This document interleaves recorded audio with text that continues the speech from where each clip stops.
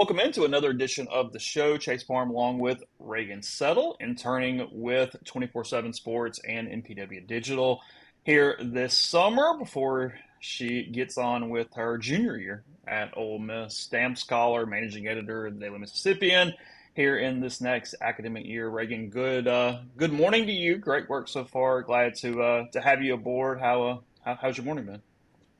Really great. Glad to be here.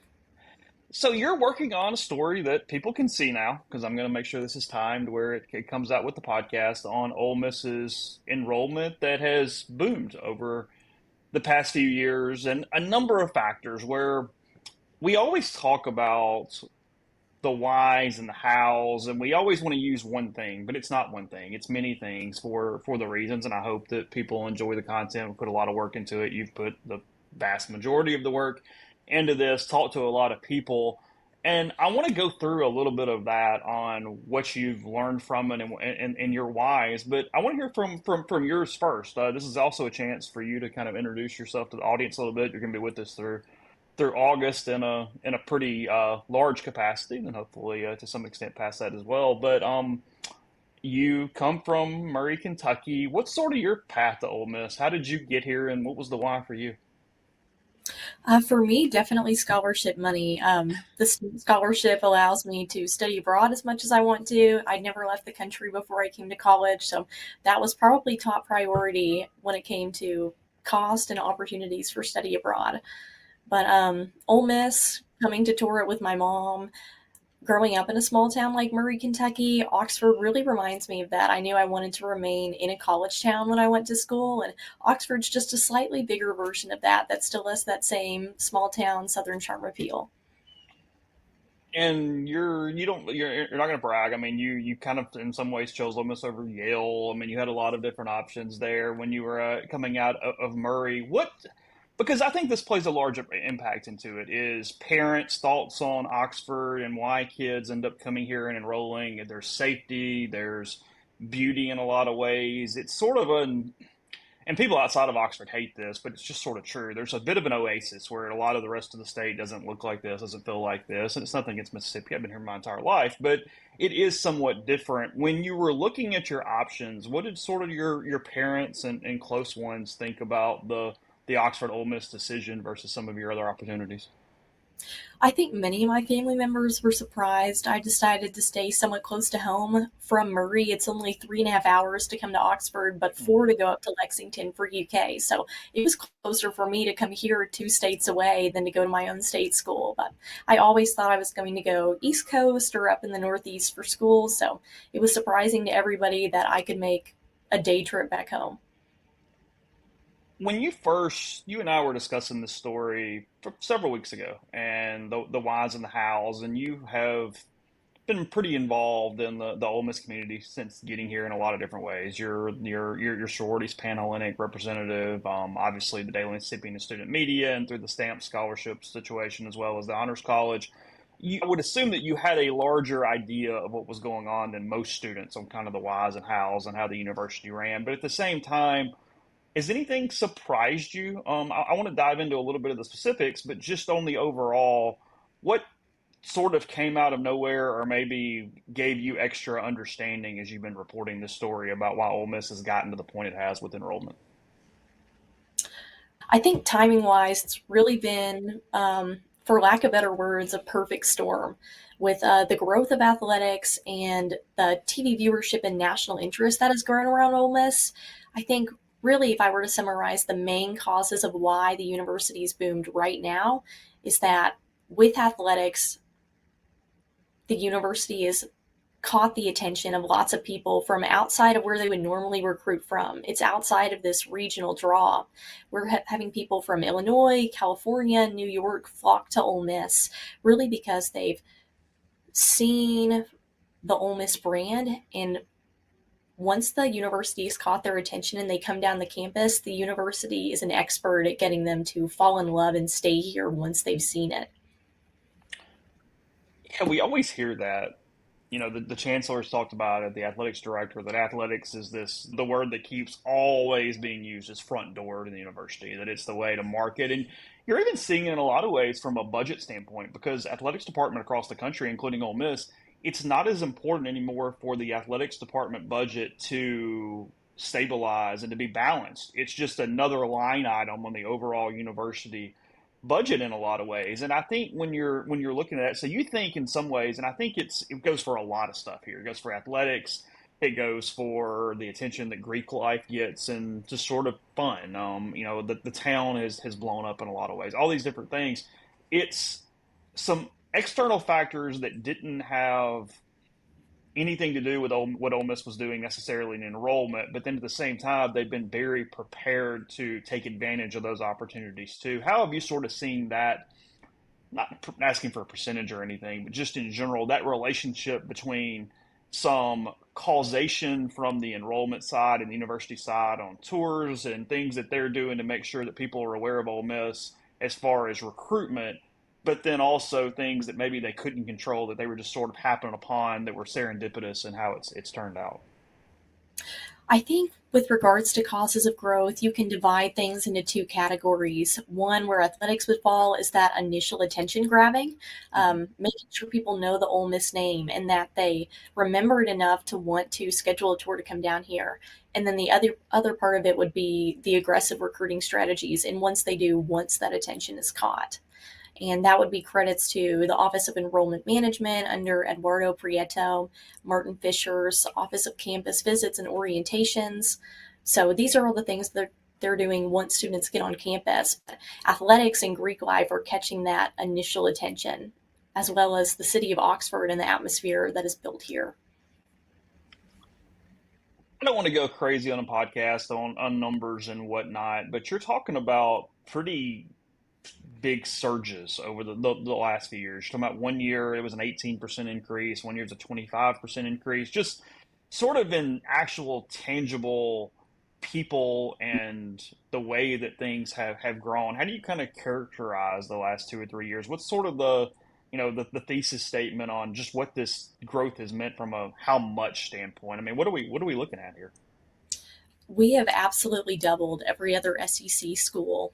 Um, Alabama comes the closest to us with 11 to 12% growth.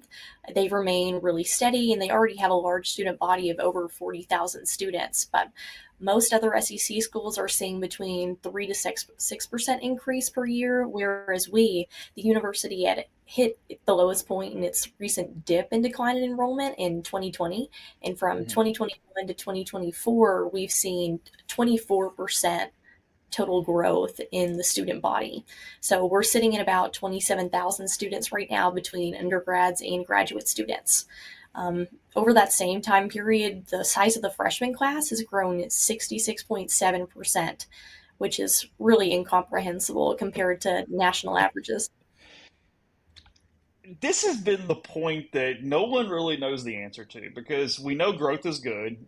We know that in a lot of ways, more is better because you're talking about funding, especially the way the IHL is set up, where the amount of state funding that Ole Miss gets is very much in correlation with the amount of private money that it gets, or the money it raises itself in an inverse way. The more you get privately, publicly, whatnot. But it puts Ole Miss at a disadvantage in some ways, where they really do have to run up the amount of funding they get in other capacities beyond relying on the IHL and state funding. But do we have a clear answer? And I know the answer is no, so I'm putting you on the spot here, but I think it's a relevant part. Is you've talked to a lot of university administrators, officials. You've talked to Rob Tannehill in the story. Just in general, from an Oxford standpoint, Ole Miss standpoint, where do you see the sweet spot of when they might want to halt this? I mean, what is the right number that you can even sort of convey that is maybe being hinted at as we move forward? If I were to make an estimate, I think that we would reach about 29,000, 30,000 students. Granted that the university is really able to get those P3 partnerships to get more dorms built. I think housing is without a doubt the biggest factor that's limiting further growth at the university is just our ability to house more students here. We already know that freshman students can't all be housed on campus, and um, the Daily Mississippian published an article last year. I think it's almost 3 in 4 students have experienced housing insecurity or housing worries in some perspective. So it's really detracting from the freshman experience of being able to get on campus. Um, so I think the sweet spot would be, I think we're going to keep growing until we hit that capacity line of we physically can't house any more people in Oxford. You mentioned P3 partnership. That's a public-private situation where you seek outside private help to get these done. I know it's not a main point of the story, but just in general, can you kind of expand on that a little bit more? What are they attempting to do? So the university is going to pretty much give that housing responsibility and the responsibility of running and building dorms to a private developer, which will allow them, in the words of university administrators, to focus more on academics and internal things within the university and then leave the housing aspect to a private developer. That And is that that is an accurate and a very PR-driven statement all at the same time there, isn't it? Like that's a little bit of everything in one sentence. really, with we haven't seen any. I mean, I'm in Oxford over the summer and I haven't seen any more dorms and beds go up. So we're Mm. probably going to see that happen for the next couple of years. Um, I think it's a careful balance with the Office of Enrollment Management figuring out these statistics of how many people they're going to let in. With we know that there's a demographic cliff that's supposed to um, result in Yes. fewer high school graduates across the country, and apparently Mississippi and Virginia are the hardest hit by those. But even though that's supposed to be already happening in Mississippi, we haven't seen a decrease in the amount of in-state students. Only 3 of 8 universities in Mississippi have declined enrollment in the past year. So this really has not hit Ole Miss yet. But we're seeing this balance between, yes, we do need more dorms and to build more dorms, but we also know that eventually there's going to be a decline in the number of freshman students. You know, Glenn Boyce was on a podcast with me last year, and he mentioned some similar things as far as that cliff and who would be affected and when and how. And there's no doubt that there are just going to be simply fewer high school graduates in Mississippi that then proceed to the college level for degrees and education. That's not debatable. But it feels like it's so much more of a larger problem for the smaller schools in Mississippi, the ones that were already struggling dealing with enrollment issues and funding issues and some things like that. And I know you even looked at some other schools in the state and whatnot. I mean, not everybody's growing. Not everybody obviously is at this clip because Ole Miss is different, which is why we're having this conversation to begin with. But how is Ole Miss sort of handling? Because you talked to Eduardo and Martin Fisher, who's over campus tours and the experience for prospective students. How is Ole Miss sort of navigating that in-state, out-of-state divide and trying to make sure that they are, I guess, having the same plan for all students, but at the same time recognizing that there is some differences in an in-state student versus an out-of-state student? The university says that they have really hammered harder on in-state recruiting efforts, but it's really overshadowed by the aggressive recruiting out of state. I mean, that is what powers this large enrollment growth, is stretching outside of that regional draw to other areas of the country and around the globe, really. But the university gets 77% of its operational revenues from out of state tuition. So it really, to sustain its growth, needs those out of state students. And that's really far more important on the agenda funding wise. I'm putting you on the spot here. I didn't even tell you this question was coming, but it hit me as you're talking because this is a question that I get all the time. Is when you have a large section of out-of-state students, does that potentially hurt you down the road because of alumni involvement? You've got a lot of students who maybe are from Georgia who are still University of Georgia athletics fans, but come to Ole Miss because it's cheaper, or they can get in, or what, however you want to phrase that. Because look, I mean, the one big glowing sign here of I think a lot of people would see as a negative, although I'm not sure the Lyceum does, is a 98% acceptance rate for Ole Miss. I mean, essentially, you're in if you want in to any capacity. Do you think, just as a student from out of state, even though it's close by, Do you think there can be a certain amount that's too much for out of state students just simply because they might not be as ingrained in the system down the road or they leave? And I know Mississippi's dealing with sort of the brain drain, if you will, from a statewide level anyway. But where do you sort of sit on that as a rising junior at the school from an out of state location?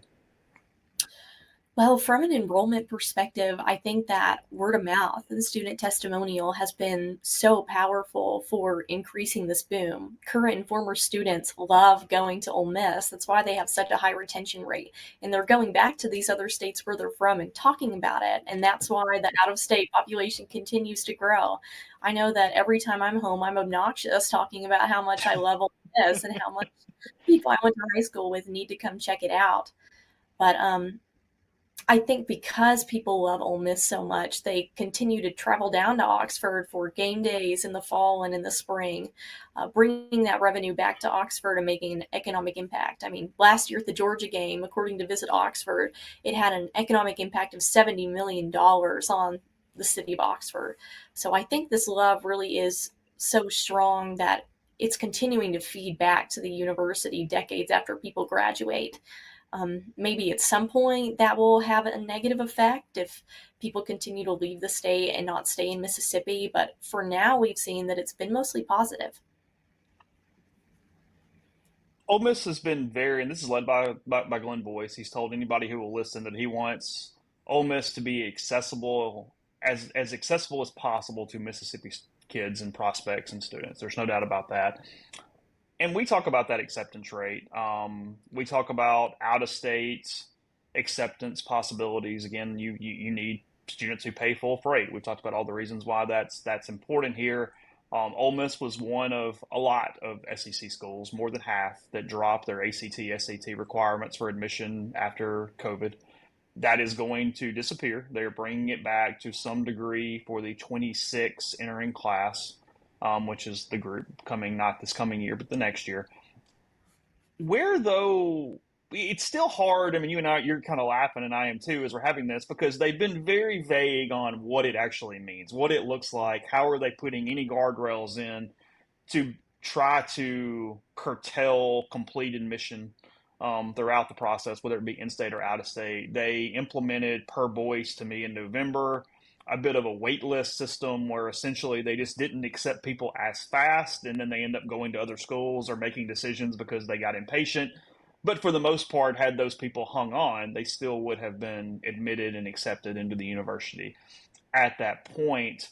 Where does, and you're really having to guess here, and like I said, it's kind of an all over the place dart contest because there is no bullseye.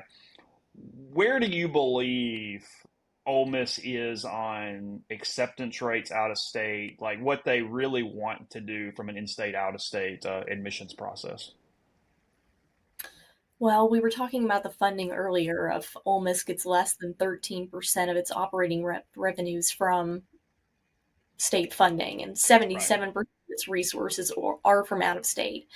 We also know that in 2024, the average ACT score for an Ole Miss freshman was 24.3, and merit scholarships start at 23. So we do have a really large percentage of Ole Miss students paying that full freight to the university.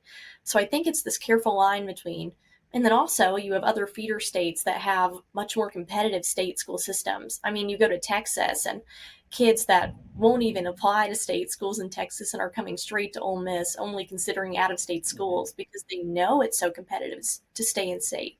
And Ole Miss is affordable. They know that they can get in. Admission standards for out of state are pretty much undefined. As long as you have, I think, a 2.0 GPA. Don't quote me on that. I'd have to go back and look at the article, but Hmm. there really is on the website no clear, this is your minimum ACT or GPA. It's really apply and we'll consider, but with that 98% acceptance rate, there are very few people that are getting turned away, in state or out of state. And if Ole Miss is restricted by IHL standards to raise the admissions standards for in-state students, but they have the ability to increase the standard for out of state. But if they were, they'd be losing a significant percentage of that out of state student market who are coming to Ole Miss because it is accessible or easy to get into. Yeah, it's a question that I get a lot that I always struggle a little bit with because a lot of schools really focus on academic, and not that Ole Miss doesn't have academic standards. I don't mean it like that. I mean it simply from an acceptance standpoint. You know, you and I looked up. I think the University of Tennessee was at 46% or something like that when we were talking about it earlier last week. Ole Miss has a certain pride point to accessibility and being a campus where everyone can come and then evolve and learn or whatever. And it's a bit of a 180 from how you hear a lot of campuses and schools speak. And I think that generates an interesting dynamic. When you look at it, is still in line though with a lot of programs increasing their rankings, a lot of funding coming to a lot of schools. You know, you do have a lot of academic advancement, but it's in the middle of this odd, we're sort of open doors at the same time as this proceeds. And there's a huge affiliation and connection with the town and with Oxford because of the size of both, frankly. You know, Oxford has grown like crazy. There's more money, there's more things pumping into Oxford every day and every year. Trust me, I live here. The road is very busy in the mornings trying to get anywhere that I'm trying to go from my side of town. And you talk to multiple government officials. You talk to Nicole Boyd, you talk to Clay DeWeese. As I mentioned earlier, talk to Mayor Tannehill. Oxford is in a weird spot where they're struggling with their own infrastructure. They're trying to figure out what's next in this new iteration. There still is crazy growth expected from an Oxford standpoint. When you look at future census and future populations and things like that, it's been hard to get real estate prices under control. Again, good thing, bad thing. You want expensive real estate for a lot of reasons. However, it's too expensive for a lot of people to live here, including faculty. In some ways, it's one thing that you and I didn't touch on in the story, but remains a point too that there are some areas of campus where they hire faculty members. They come in, look for housing, and simply can't find anywhere to live because of the prices and the salary and how that connection happens. What were sort of your main takeaways from whether it be Robin or Clay or Nicole on just simply how the city of Oxford is intertwined in this, and then sort of how they're handling it with their positives or negatives in relation to Ole Miss's growth? I think you said it well with there's positive and negative implication. Um, I think Robin Tannehill phrased it well that in a state like Mississippi with dying rural towns, if you're living in a town in Mississippi with such significant growth, you say thank you. Mm-hmm. Really, the only thing that she had to point to for immense struggle and negative implication is the housing problem. Other than that, businesses in Oxford are doing great.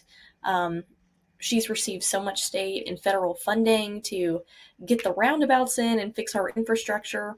But recently, she ran a Placer AI test to see that even though there are 28,000 residents in Oxford, according to the last census, on a regular day in, I think, October of 2024, Mm-hmm. with no events, no football games that weekend, regular day in town. There were only over 90,000 people here. So I think the city of Oxford's biggest struggle is not only that housing, but finding ways to adapt to the sheer number of people that are in Oxford using our infrastructure on a daily basis that are not contributing those tax dollars to really support that immense growth that we are seeing. So, positive and negative ways, we're making lots of money off of these people coming to visit Oxford, but also we're unable to capture a lot of it to be able to go back and support the infrastructure of the town. And earlier you had mentioned that crazy economic impact for football weekends. I guess the Georgia one from 2024. I think they were. It wasn't an estimate. They have ways to track these things, but what 300,000 almost over the course of the weekend, something like that. People through or in town. Yeah, 300,000 people, $70 million economic impact. Yeah, for one weekend. And Ole Miss has 8 home games here this fall between the way the schedule worked out for this year. You're in the Greek system, and there's no doubt it keeps growing, rising. The number of males and females in Rush is at record numbers. You and I had looked up numbers from 2018. So you're talking about really the last full class that was not in some way affected by the pandemic. Obviously, though, the 19 class did rush prior to that being a situation, and you're talking about almost double at this point. So that's showing you that even when Ole Miss had some large classes, freshman classes back in that 2011 to 2015 range, when Ole Miss was growing at a pretty good clip before the decrease, the Greek involvement continues to rise. I think you have a percentage in your story of 47% of the student body or something like that is in the Greek system. Is that As of correct? 4, we're at 48.6. I won't be Okay. surprised this fall if the university hits over 50% Greek involvement. And When in Go ahead. Go ahead. the fall, we had 2,461 young women participate in sorority recruitment, and that is over 40% of the freshman class, and well over half of the freshman women that came into the class of 2020, 2028, I guess. So I think we are seeing it really does have such strong of a pull that for all of these young women and young men too coming to Ole Miss, it's really more of a rarity nowadays for them not to be going through the recruitment process and participating in Greek life. So you're a good sample size for me, even though you're one, because you're an officer in your sorority, again, the delegate for Panhellenic. You're also involved in many other areas of the university between the Honors College and the DM. It's not simply a sorority involvement from an extracurricular. When you see that and think about that and think, okay, it's probably at this point more than 50% of incoming students, what does that say? Is that positive? Is that negative? I mean, just sort of in your head, what does that sort of mean for Ole Miss? I don't think I can really say whether it is positive or negative because, on one hand, statistics wise, the Greek population has a higher average GPA than the non Greek student population, and many Okay. are heavily involved on campus. For a lot of freshmen, organizations, many require their members to join at least one other organization on campus besides their Greek life chapter. So there is a higher GPA for many, and their involvement is high. But then also, you're attracting this large group of students that many come for Ole Miss and will blatantly say that it's for the social culture and that social life was more important to them than cost or academic strength of program. So I think that it's attracting a swarm of both, depending on what the student is coming to college for. You're profiling a bit here with this question because you can't categorize everybody into one Hmm. situation. As you just mentioned, there's lots of reasons why on things. But do you think that there is a discernible difference on percentage? So we talk about so many out of state kids coming. And when you're talking about an out of state kid coming in, number one, maybe they're coming for it just looking really fun and it's affordable. I mean, we haven't talked a ton about affordability. We don't spend a lot of time on it, but Ole Miss is very affordable compared to a lot of large flagship institutions around the country and in the SEC. It just is, which is a good thing, and again, potentially a negative depending on how you look at it. But for a large amount of out of state students coming in, there's the oh well, this just looks fun, and we're coming maybe for Greek life and for affordability and things like that. And then how much of it do you feel like, or is this a factor that there's a certain social construct because since you're from out of state, you're not as going to be as likely to know people. You're not going to have maybe as many people from your high school where you have a built-in social circle. Do you feel like there's a certain segment too that's using Greek life as just simply a way to get ingrained because there isn't as many other ties for some of these out-of-state students? Oh, absolutely. I know Yeah. that that was a large part of why I did it too, is because I came from out of state and hardly knew anybody. And I knew that when I walked to class, I would already have people wearing my sorority shirt that day, and I would automatically know who I can get notes from and share them with when I am sick and miss a class. Um, so there is that draw for out of state students to be a part of that community. And I think that the university has done a great job marketing that fun factor in a more informal way, whether that's the bright red and blue football jerseys, the pictures of the Grove swirling through social media, the pictures of giant bid day balloons and decorations. It has this fun atmosphere about it. And Martin Fisher phrased it well, talking about the campus tours that many parents and students will tell him after their tour that it just felt like there was something different about this place and that if you weren't here, you were missing out on something. And I think that fun factor is part of it that people are seeing as far as the storytelling. But a lot of it also is just the general campus atmosphere. It's a good place to get close to wrapping up because I'm glad you mentioned that. I meant to talk about it at the top, and I sort of forgot because you and I made this connection when we were talking about the story and going through and editing.